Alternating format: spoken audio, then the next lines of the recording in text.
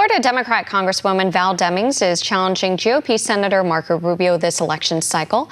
One America's Neil W. McCabe spoke with the Vice President of National Right to Work about why Demmings would be a disaster for workers and businesses in the Sunshine State.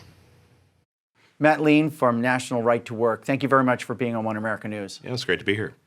When you look at the Senate race this year in 2022, Val Demings versus Marco Rubio, what are you looking at when you see Val Demings, what she did in the Congress and what she could bring to the Senate?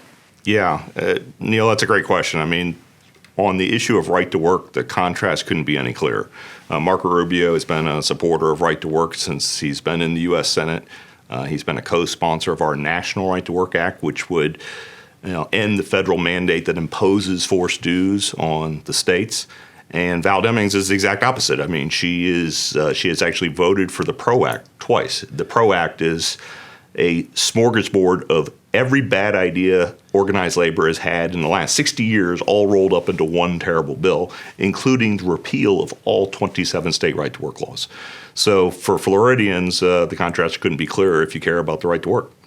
Val Demmings, if this PRO Act gets through, if she's successful in the Senate of getting it through, and Florida all of a sudden loses its right to work, what could happen to some of these industries? Yeah, it'd be catastrophic. I mean, right to work. Florida and Arkansas were the first two right to work states in the country. It's been in the Constitution of the state of Florida since 1944. So Florida has benefited greatly from being a free state. And, of course, that's something the governor brags about all the time. We're in the free state of Florida. And a big part of that is our right to work law. Companies and entrepreneurs and job creators want to create jobs in states where their workers aren't going to be forced into unions against their will. So being a right to work state is a great advantage for Florida, and it's part of the reason so many people and so many jobs are moving here. Neil, right to work is a very simple concept. We have 27 right to work states, and in those states, Florida being one of them, workers can join a union if they want, but they cannot be forced to join or forced to pay dues in order to get or keep a job. So right to work is real simple. It's about freedom for the individual worker, and it's good for job creation and good for the economy. Leen from National Right to Work, thank you very much for being on One America News. Great. Thank you. Thank you for having me. Appreciate it, sir.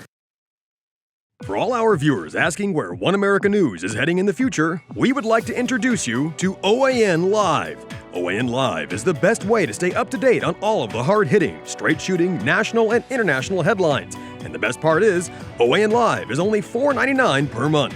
All the credible, honest, unbiased reporting One America News offers at a fraction of the cost of cable. Just go to OANN.com to easily sign up for OAN Live and stay informed.